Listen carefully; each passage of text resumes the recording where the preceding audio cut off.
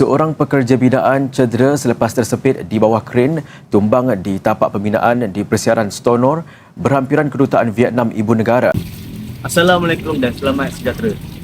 Bersama saya lagi dalam berita TV9. Kini saya berada di tempat kejadian dan oleh itu saya bersama dengan Encik Abid, iaitu sebagai seorang pegawai DOS yang akan memberi sedikit keterangan mengenai kejadian berlaku.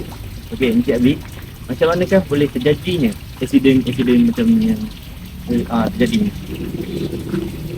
Setelah membuat penyiasatan dengan pegawai-pegawai daripada DOS, kami dapati punca kemalangan ini berlaku apabila salah seorang daripada pekerja di tempat pembinaan mengalami kegagalan ketika memasang besi piling dan kesudahannya dia terhempak ke atas mereka. Jadi mangsa dilaporkan tersepit dan alhamdulillah jabatan daripada bomba telah memotong paip besi yang menghalang mangsa tersebut untuk keluar daripada tempat kejadian. Sekian saja daripada tempat kejadian. Mari kita kembali ke Sri Pentas. Bersama saya wartawan TV9. Bersama saya sekarang ini adalah salah seorang pegawai CIDB yang terlibat dalam kes kren terjatuh ini. Okey tuan, saya nak tanya, apakah kepentingan isu etika dan peraturan kelakuan untuk profesion dalam kejuruteraan awam yang berkaitan dengan teknologi dan perlindungan alam sekitar dalam kejuruteraan awam ini? Okay, bagi menjawab pertanyaan Encik, CIDB telah membuat satu organisasi kejuruteraan awam yang telah membangunkan kod etika yang mengikuti piawaian-piawaian etika yang harus diikuti oleh semua jurutera awam. Antara kod etika ini biasanya merangkumi seperti keselamatan, kejujuran, integriti dan kebajikan pekerja ataupun jurutera awam. Jurutera awam ini haruslah mengikuti etika ini supaya tidak berlakunya kemalangan seperti yang telah terjadi. Okey tuan, soalan seterusnya, tadi tuan ada mention kod-kod etika dan kelakuan yang perlu diambil oleh setiap pekerja untuk mengelakkan sebarang kemalangan dan keadaan yang tidak diingini yang berlaku di site. So, apakah kes etika yang sering berlaku dalam kemalangan? Contohnya adalah operator yang kurang berkemahiran dan kegagalan peralatan. Banyak kes yang telah terjadi dalam kemalangan. Antara puncanya ialah operator yang kurang berkemahiran. Operator kren dilaporkan tidak mempunyai kemahiran dan pengalaman yang rendah dan tidak mempunyai latihan yang mencukupi.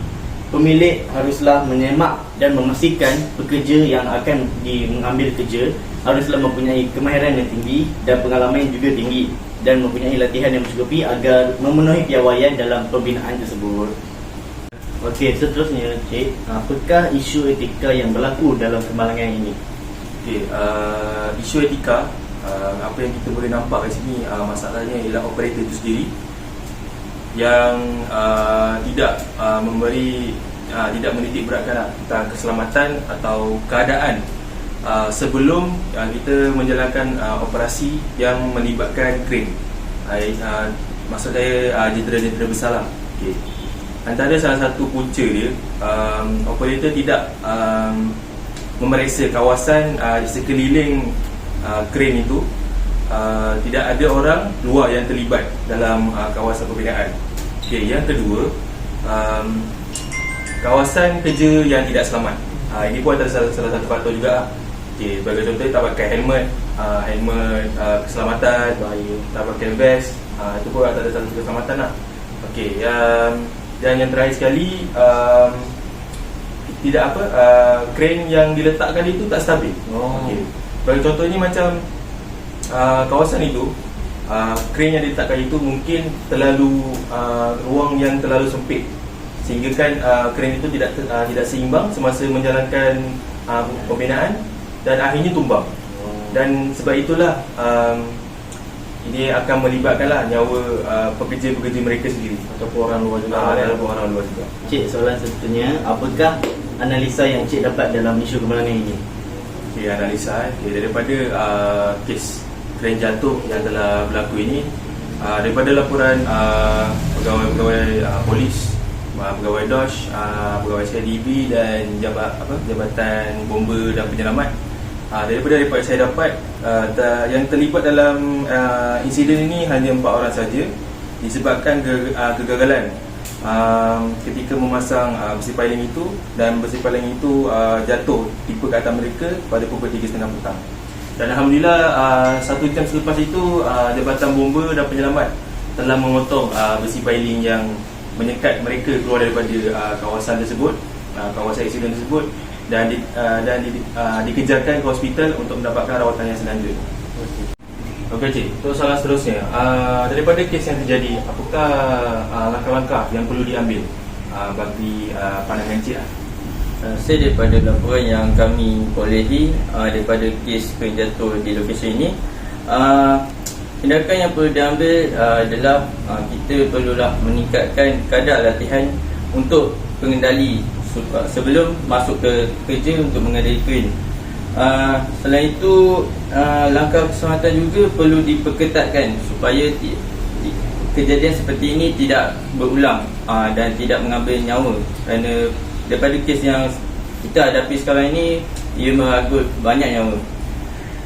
Selain itu, pastikan penjagaan dilakukan dengan betul. Daripada laporan yang kami dapat juga, kren yang diguna pakai semasa melakukan kerja berat ini tidak diselenggarai mengikut jadual yang ditetapkan, dan keadaan kren juga dalam keadaan yang berkarat dan tidak selamat digunakan sepatutnya. Okey cik, untuk soalan yang terakhir, kita nampak semakin lama saban tahun banyak kes-kes construction yang mengakibatkan kehilangan nyawa. Pada pandangan cik, apakah solusi yang kita boleh ambil untuk mencegah perkara-perkara ini berlaku lagi untuk masa akan datang? Okey, based on pengalaman dan benda yang berlaku, kita tahu kejadian kemalangan kren ni sering berlaku dalam 5 ke 10 tahun sebelum-sebelum ni. So cadangan penyelesaian yang bakal dibuat adalah mungkin kerajaan pusat akan melaksanakan peraturan yang lebih ketat untuk menyelenggara kren-kren yang bakal digunakan di tapak pembinaan supaya mengelakkan kemalangan seperti sebegini berlaku. Selain itu, syarikat pembinaan juga harus hire orang operator kren yang berpengalaman dan perlu menyemak adakah mereka ni mempunyai sertifikat yang sertifikat yang bersesuaian untuk bekerja di tapak pembinaan ini. Dan yang terakhir adalah memastikan tapak pembinaan mempunyai langkah-langkah keselamatan yang selamat dan sering membuat operasi penyelamatan setiap minggu ataupun sekali dalam sebulan. Okay tuan, sekian itu saja daripada kami. I know